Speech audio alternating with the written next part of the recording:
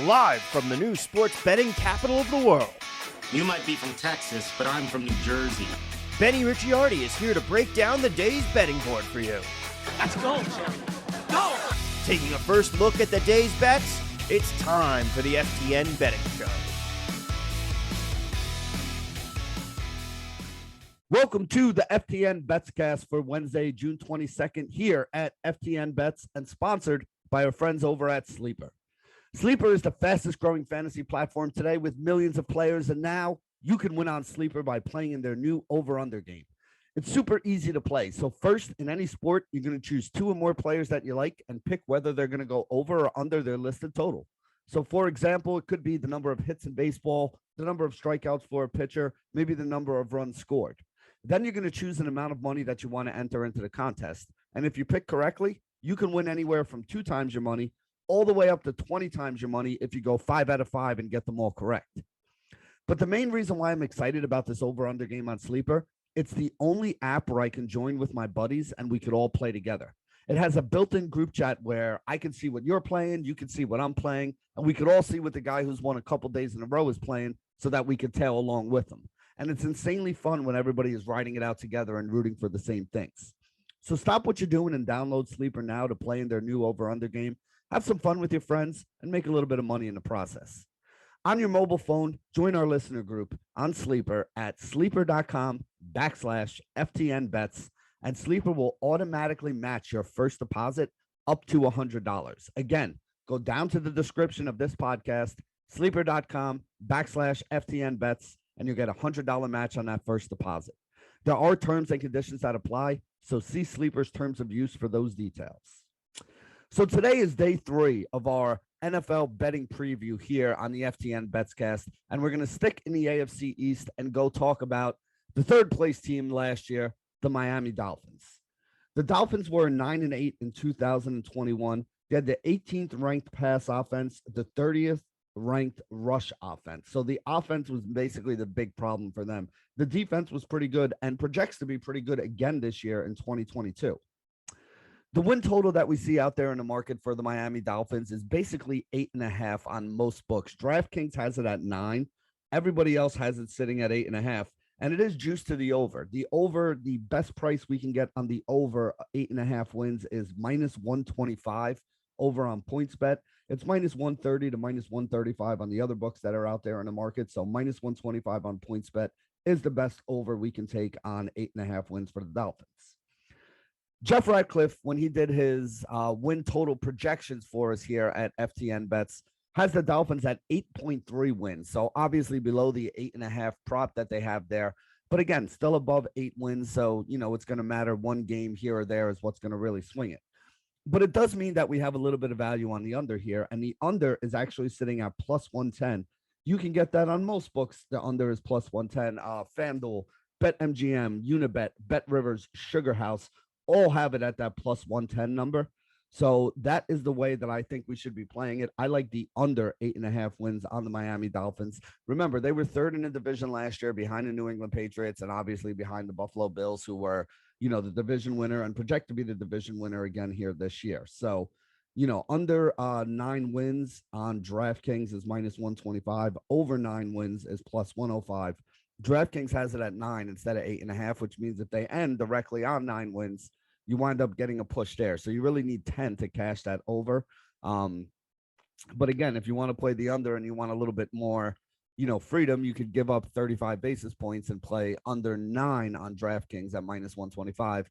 You get a push on the 9. You would win still if they get on the 8, but not as much as if you take the under 8.5. The under 8.5 at +110 is actually the number I like better. Again, we project them a little bit below that number, but also when you're getting plus money on something, it gives you a little more of a cushion for a number. So our projection is under. We're getting plus money on it. I like that +110 on the under. I played it over on FanDuel. So let's see.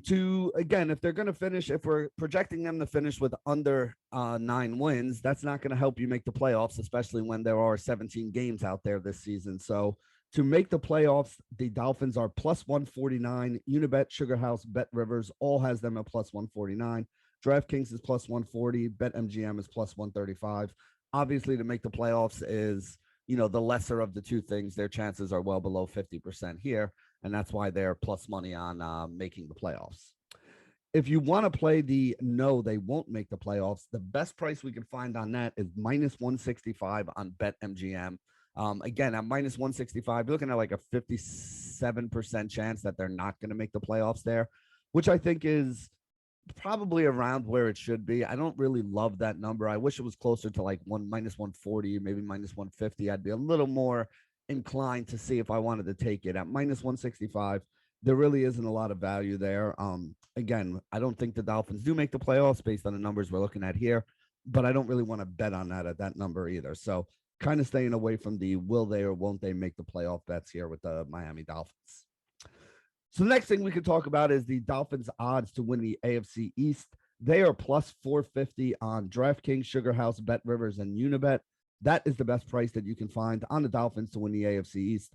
They're plus 400 to plus 430 on the other books out there. So, again, you're getting 20 to 50 basis points by going to DraftKings, Sugar House, Bet Rivers, or Unibet. That is the best place to play it there.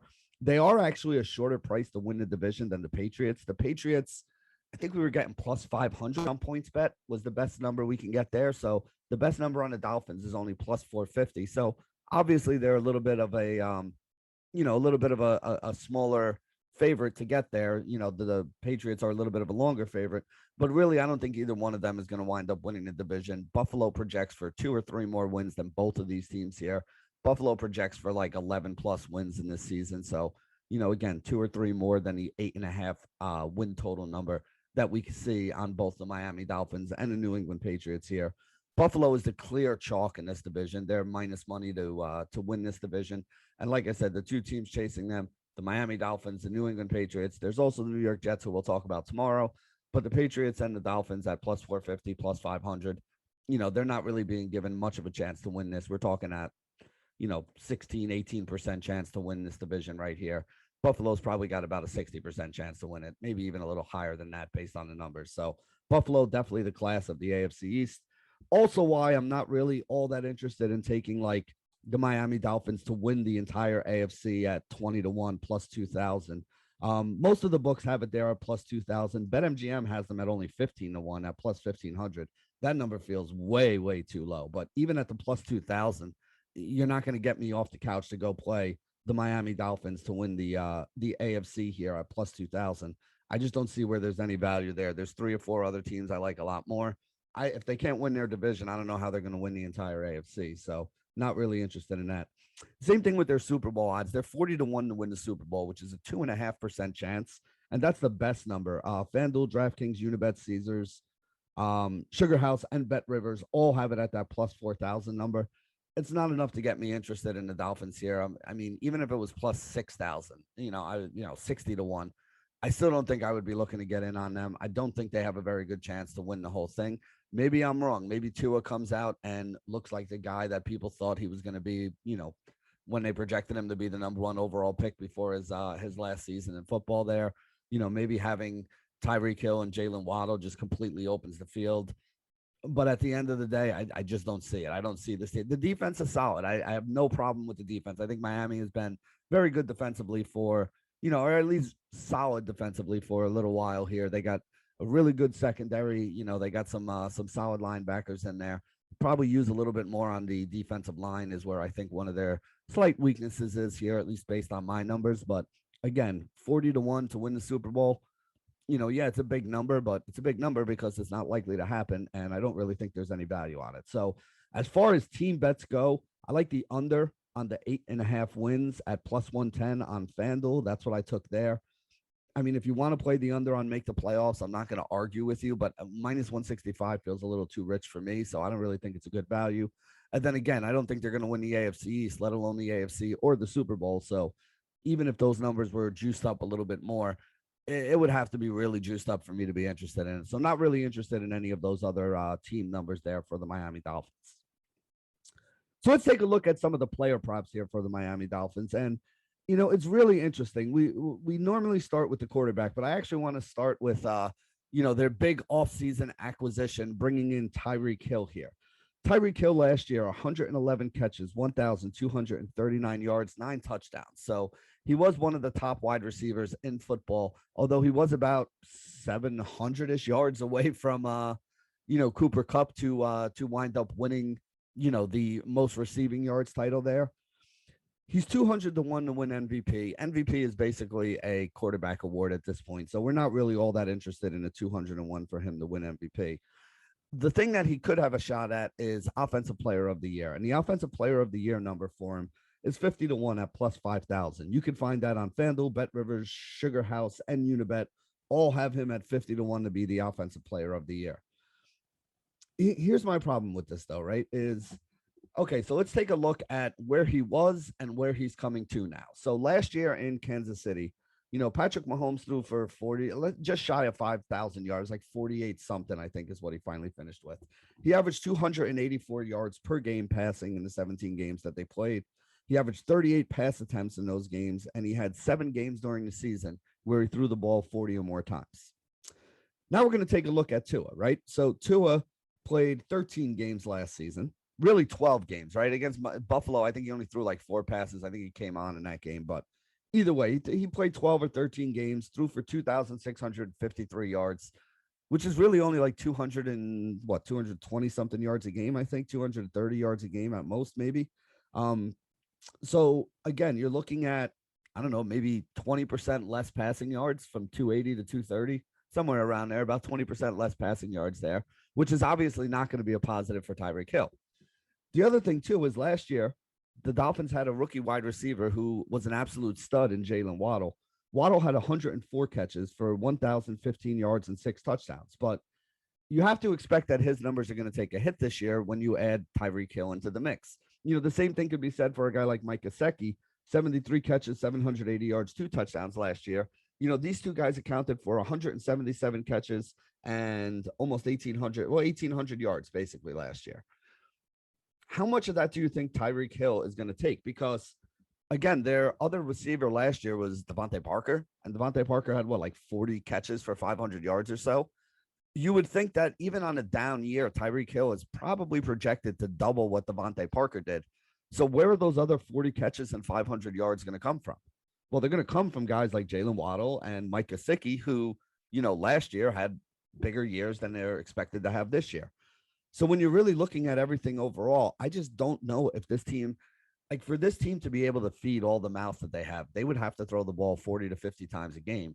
And last year, there were only 3 games all season where Tua threw the ball 40 times or more. I just don't understand how they're going to support these kind of guys. If you're looking for an Offensive Player of the Year award out of Tyreek Hill this year, how is he going to get more volume? How is he going to do more damage? How is he going to get more yards than he did when his quarterback was Patrick Mahomes? I mean, the only way I could see this would be if those other wide receivers do wind up getting hurt and they just feed him like 12, 14 targets a game. But I don't think that that's going to be what happens. Tyreek Hill has never been the guy who's been getting 12, 14 targets a game. If anything, he's one of the guys that probably gets less targets than he probably should have. Maybe they change that in Miami, but if they change it, it's going to come at the expense of guys like Jalen Waddle and Mike Gesicki. So, again, I don't think Tyreek Hill matches the numbers that he had last season. And again, it's not a knock on Tyreek Hill. His skills are fine. His speed is still there. It's not like he's any worse of a player. I just think he's in a much different offense and one that's not going to be as conducive to his fantasy stats as it was last season. So Tyreek Hill, Offensive Player of the Year, 50 to 1. I'll let somebody else put their money on that. That's not one that I'm going to be looking at. Same thing for most receiving yards, right? Most receiving yards, Tyreek Hill, we can get that at 25 to 1. Plus 2,500, Sugar House, BetRivers, Unibet. That means they're giving him about a 4% chance to be, the guy who scores, who has the most receiving yards on the year. It's only 1,600 on FanDuel and PointsBet. It's only 1,400 on DraftKings and Caesars. So DraftKings and Caesars are giving him like about a 7% chance. FanDuel and PointsBet are giving him like a 6% chance. BetRivers, Sugar House, Unibet are giving him a 4% chance. But even at that 4% chance, I just don't see it. Right? Like, I just don't see how it's going to happen. In order for this to happen, he would probably need Jalen Waddle to get hurt, and he would probably need Tua to take a big step forward.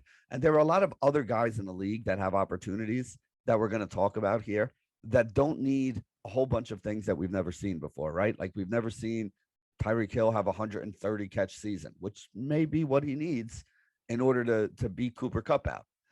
we've never seen Tua throw for 5,000 yards, which may be what he needs in order to give enough support for a guy like Tyreek Hill to get up to, the receiving yardage leader. So, yes, 25-1 is a very good value, especially based on the 14-1 and 16-1 that we see on some of the other sites here. But at the end of the day, I'm just having a really tough time figuring how he's going to get there. If you want to drop a little bit on it, that's probably my favorite of all these bets. And again, it's not because I think it's a really, really good bet that he has a really good chance of doing. It's just because I think we're getting really good value versus some of the sharper books out there, like a FanDuel, who has this at only 16-1, when we're getting it at 25-1 on Sugar House, Bet Rivers, and Unibet. But again, it would be one of those things that I throw like a $20 bet on at 25-1 to win $500. Or, if you got like a $10 voucher that you're looking to do something with, maybe you throw it on there to give you, like a chance to win like $250 if he does happen to win it there. That would be the way I do this. This would not be something that I'd be looking to put hundreds of dollars on or make like a sizable bet on here. I don't think the odds are good enough for that to happen, given the situation that he's in and the way this Miami Dolphins team plays. So with that said, we kind of touched on Tua a little bit already, but let's go a little bit deeper into it. Last year, he only had one game where he threw for over 300 yards. He only had 3 games where he threw 40 attempts or more. Like I said, he played in 13 games, 2,653 yards. So it's like 204 yard per game average. But again, he really only played in like 12 of those 13 games. So even if you knock one of those games off with 2,600 yards, you're still looking at like 230 yards per game, which again is not bad, but it's not going to be enough for us to talk about him as the guy with he's 40-1 for most passing yards in the league. Don't really see how he's going to win most passing yards in the league when he's only slinging the ball 40 times, and not even a quarter of the games that he played here. I don't see how he's going to be the guy with the most passing yards in the league when his team doesn't, really promote the pass the way some of these other teams do. And again, like numbers like MVP for him or most outstanding player, you're going to have a quarterback this year, probably more than one quarterback this year, who throws for 50 touchdowns. There's going to be a couple guys who throw 50 touchdowns, 40 touchdowns, 5,000 yards. You may have a guy like Lamar Jackson who rushes 4,000 yards, or, some guys that are going to get 800 yards rushing, like maybe a Josh Allen or something. And when you look at it that way, you're like, okay, well, what is Tua really going to have to do in order to win an MVP? He'd probably have to throw for like 4,500 yards. He'd probably have to rush for 800 to 1,000 yards. Probably have to account for 45 to 50 touchdowns. And again, I just don't see that happening. Maybe I'm wrong. Maybe he takes a huge step forward. But the Tua that we saw last year is not a guy that's going to put up those kind of numbers. So not really interested in him for most passing yards. Not really interested in him for MVP. Not really anything there that I could look at. And I hate to say it, but there really isn't a lot here with this Miami team that gives me a lot of faith in, any of them being award winners this year. If anything, we don't even have a number out for total passing yards on Tua yet this year. My guess is it ends up somewhere below 4,000, somewhere in like that, I don't know, maybe 3,800, 3,900 range. And the reason I say that is if you take the yards that Jacoby Brissett had as the starting quarterback last year, add them to the yards that Tua had, you wind up in that 3,800 range. So they did get better at wide receiver. Maybe they opened the playbook up a little more for Tua now that he's got a little bit more, a little bit more under his belt where he knows what's going on here. But still, I would think he's under 4,000 yards this year, or just around 4,000 yards, even if he has a good season. So when the numbers come out for Tua, that would be the number that I'd be looking at. If the number's over 4,000, definitely pound the under on it. If it's around 38, 3,900 there, I think that's a good number. That's probably where it should be. You might get like a 38.50 and a half or something like that out of Tua this year. But again, he does still have to stay healthy, which has been something that has been a problem for him in college and even a little bit in the NFL to start his career. So definitely something you got to take into account with a guy like Tua there. Let's see. What else could we talk about here? We talked about Jalen Waddle. 104 catches, over 1,000 yards last year as a rookie. I would expect him to regress on those numbers. Again, his receptions and his receiving yards props are not up yet. But when those things do come up, if they're anywhere near 100 catches or 1,000 yards like they were last year, I would be looking for him to go under on those numbers this season. Same thing for Mike Gesicki, 73 catches for him, 780 yards. Again, with the addition of Tyreek Hill, I would expect Gesicki is going to see a little bit less volume this year. So I would be looking for him to go under that 70 catch mark, probably under the, 750-yard receiving mark. Depending on what the numbers come out at, we can revisit these a little bit later on once we get some of those props get put up by some of the books out here. Last thing I want to mention here is I'm not touching anything in the running back situation because I have no idea how this is going to work out. They brought in Chase Edmonds. They brought in Raheem Mostert. They brought in Sony Michel. They still have Myles Gaskins, who was the guy that was arguably their most productive back over the last couple seasons here. There's 4 guys that are sitting there. I think Chase Edmonds, from what I'm reading, is going to wind up being the starter. But this is going to be one of those situations where you're probably going to get 4 or 5 different running backs that are going to, factor into the plans at some point. Like maybe, I don't know, maybe Sony Michel is the first down guy and maybe Chase Edmonds is the, the speed guy or the third down guy. Maybe Myles Gaskins has that role as well there. Maybe Raheem Mostert, who doesn't look like he'll be available at the start of the season, or at least is going to be a little banged up in training camp and preseason. Maybe he factors in there as well. It's one of those situations where when you have 4 running backs, you really have no running backs for, fantasy or betting purposes because, not only do we have to figure, well, how much are they going to run and how many yards is this guy going to figure out? But now you got to figure out what the distribution is. And I have no idea, especially with new faces coming into the team. I have no idea who's going to see, 40% of the work, 60% of the work, 20% of the work. I don't know if one of these guys are going to get cut. I don't know if one of them is going to wind up out of the rotation. When you have that many things going on and that many variables, the thing to do would be to play some of the unders on this if any of them come in very high. But really, again, we're just kind of rolling the dice because we have no idea how this is all going to work out. Again, we do know that Miami did like to run the ball. When you have a running quarterback like Tua, it does help out the running back, so that's good. But it's one of those situations where there's just too many mouths to feed, and without knowing how that's all going to shake itself out before the season starts, we kind of just got to stay away from that. So not really interested in any of the running back props there. So I think we touched on everything here. We hit all the, all the player stuff that we want to do. I will say this during the season, if you're getting guys like Mike Gesicki or Jalen Waddle around like 275-ish or above for anytime touchdown scorers, I think those are good numbers to take. There'll probably be some value in the running backs there because with so many of these running backs, if we could get on early, who's going to be the goal line guy, there might be a little bit of value there if we can get him at even money or above. Like if Sony Michel is going to take all the carries inside the 5 or something like that, or if Chase Edmonds is going to do it. I don't think Chase Edmonds would do it, but maybe Sony Michel does. He might be worth a wager there, but we'll have to see how that works out. Really, there's not a ton that I'm looking forward to. Again, this offense was 18th in passing last year. They were 30th in rushing. Yeah, they brought in a couple more guys, a couple more running backs. They brought in a new, stud wide receiver. But at the end of the day, I don't know how much of a difference it's going to make. I would assume they're going to be better. I would assume they're going to be better this year. But I don't think they did enough to put them into the category of the top offenses in the league or even into the top 10 in either passing or rushing this year. We'll have to see how that all works out. So anyway, there you go. That wraps it up for today's edition of the FTN Betscast NFL betting preview for the Miami Dolphins here at FTN Bets and sponsored by our good friends at Sleeper. Good luck today, everybody. Live from the new sports betting capital of the world. You might be from Texas, but I'm from New Jersey.